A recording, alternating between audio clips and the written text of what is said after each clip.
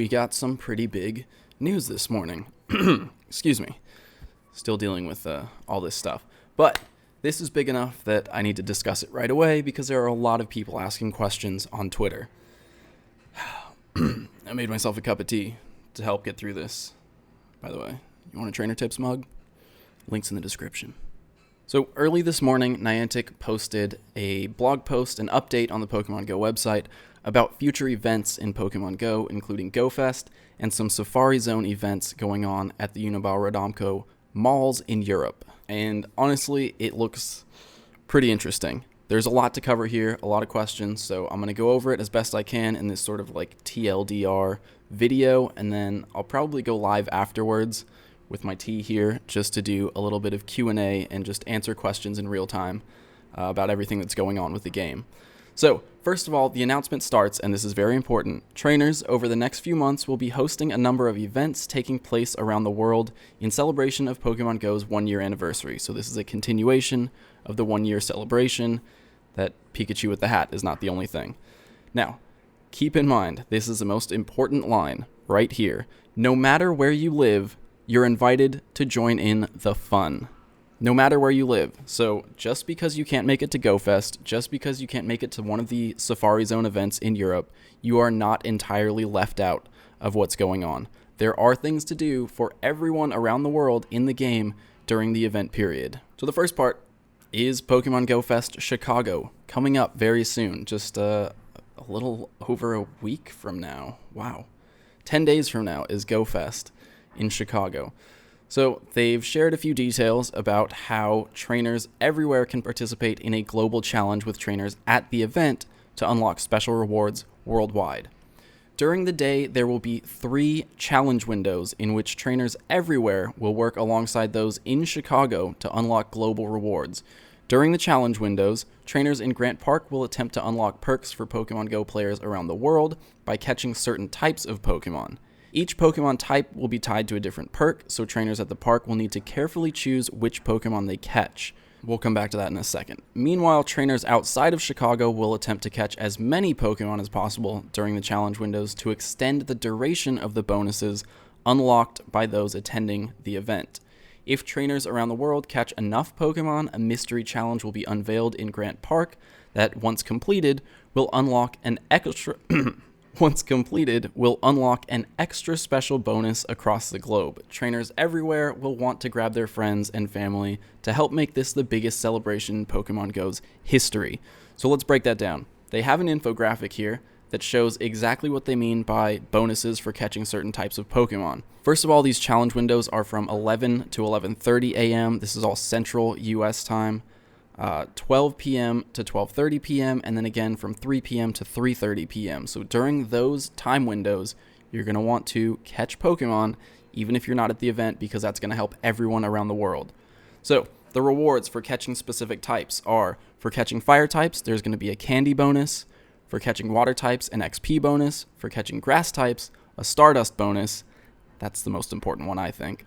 For catching electric types, an egg distance bonus; for catching rock types, a buddy distance bonus; and for catching normal types, an encounter rate bonus. So the fact that they say players at the park will need to choose specifically which type of Pokemon they're catching makes it seem like they're going to have increased rates, like there's just going to be a ton of Pokemon and you're going to need to decide which ones to catch, because if they left it at normal spawn rates, I think we would just catch everything that showed up, and it would depend entirely on what happens to spawn.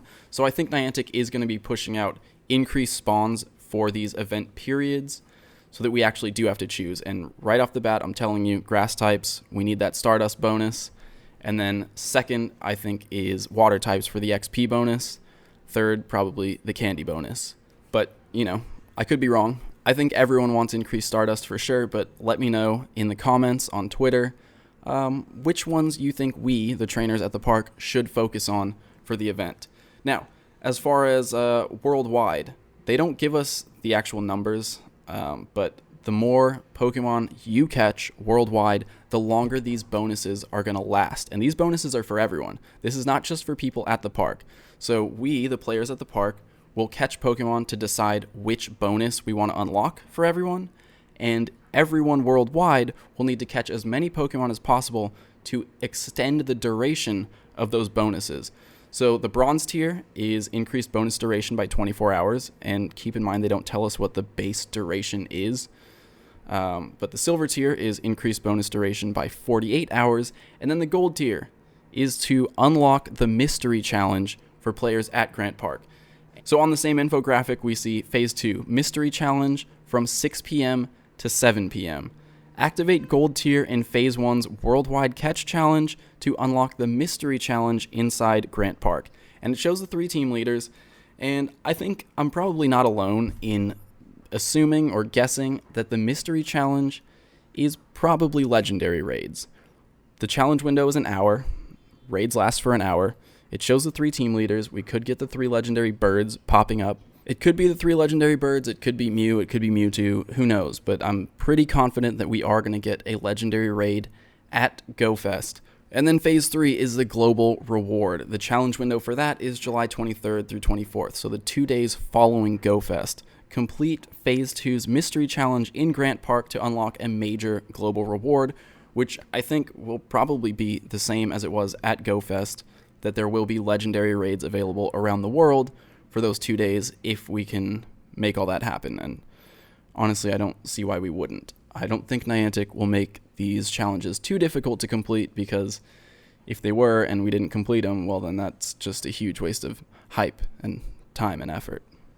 So quickly, just to recap, what's going on with the event at GO Fest and during GO Fest is that players at the event will have to choose specific types of Pokemon to catch in order to unlock rewards for everyone worldwide. Players worldwide need to catch as many Pokemon as possible to extend the duration of those bonuses, and then we'll unlock a mystery challenge, which I'm guessing will be legendary Pokemon raids. Moving on from GO Fest, we have Pokemon GO Safari Zone events in Europe, and these are taking place at select Unibao-Radomko shopping centers during August and September. Remember, these are the malls that have a partnership with Pokemon GO. They have a lot of Pokestops, a lot of gyms, and, well, they have events going on there. So they're taking place August 5th at Fisketorvet in Copenhagen, Denmark, Centrum, Cerny, Most in Prague, in Czech Republic, August 12th at the Mall of Scandinavia in Stockholm. Reversal's probably going to make fun of me for the way I pronounce this, but anyway, Stadschart Amstelveen in the Netherlands. September 16th at Centro at Oberhausen in Germany. Here's my best French accent. Ready? Le Quattrompe. How was that? I don't know why I have to do that with my lips. Anyway, in Paris, one of the malls in Paris. And then at La Maquinista in Barcelona. September 16th, unfortunately, is like a week after I leave Barcelona. August 12th is like 2 days after I get to Barcelona. And I was planning on going up to the Netherlands to visit Reversal anyway, so I'm thinking now what I might do is land in Barcelona and then just get on a train and go straight to the Netherlands to visit him, hang out there for a week so we can hit that mall, that Safari Zone event in the Netherlands, and then I'll just go back down to Barcelona after that. We'll see. I'll figure it out, but I want to try to make it to at least one of these, and the Sweden and Netherlands ones are the only ones that I'm actually going to be in Europe for, so it's got to be one of those.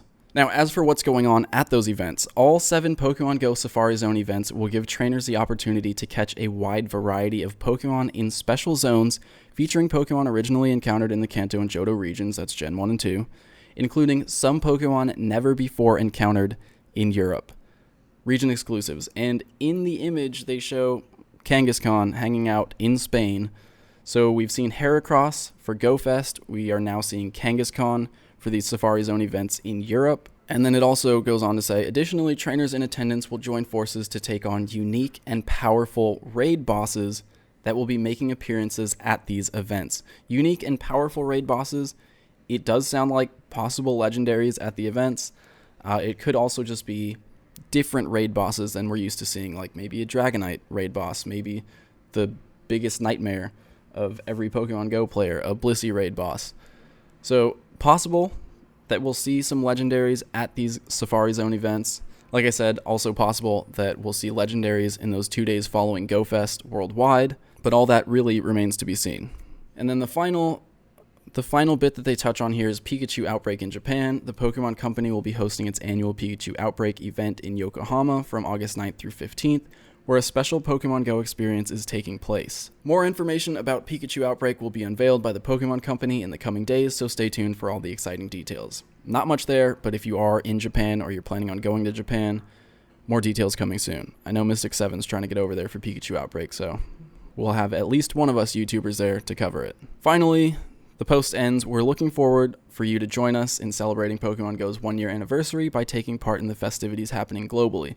To stay up to date with all of the upcoming Pokemon GO events, including those mentioned above, and the recently announced Big Heritage event taking place in the United Kingdom on July 22nd through 23rd, visit our all-new Pokemon GO events page. So let's talk quickly about that because I haven't actually mentioned it. This Big Heritage Festival is taking place in Chester in the UK, and it's another sort of partnership event where Niantic has teamed up with a company that's putting on an event to add some Pokemon GO stuff to that event. That's taking place the same weekend as GO Fest, July 22nd and 23rd, and I'm not expecting that to be as big as GO Fest, obviously because Niantic themselves aren't hosting it. It's sort of a partner event, but from the Facebook event page, it says, Big Heritage, the UK organization, have partnered with Niantic Labs, developer and publisher of Pokemon GO, to curate historical locations throughout the ancient city of Chester within Pokemon GO to encourage community engagement and education. So there's going to be some new Pokestops and gyms, it sounds like, on the weekend of Saturday, July 22nd and July 23rd. Events will be staged across Chester, including activities based at Chester Castle, which will be open to the public for the first time in 20 years.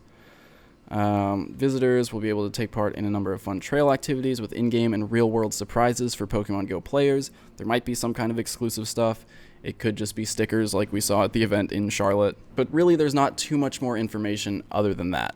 So if you're in the UK, if you're planning on going, definitely check it out. It's probably going to be exciting regardless to meet up with other Pokemon GO players.